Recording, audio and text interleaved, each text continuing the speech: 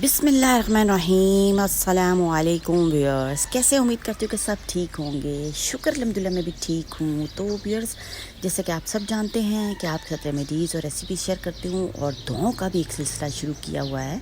माशाल्लाह से दुआएं हमारी ज़िंदगी में बहुत ही अहमियत की हामिल हैं और दुआओं के बगैर हम कुछ भी नहीं हैं। तो व्यूअर्स, आज की वीडियो की सिलेक्शन जो है जनाब बहुत ही प्यारी सी है।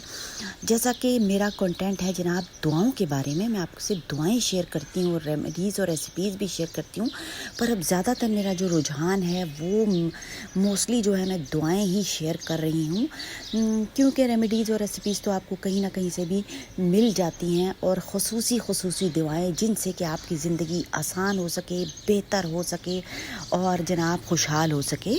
तो व्यूअर्स, अगर आपको वीडियो पसंद आती है तो चैनल को सब्सक्राइब कर दिया करें, लाइक कर दिया करें और शेयर भी कर दिया करें ताकि हम सब का फ़ायदा हो जाए। अगर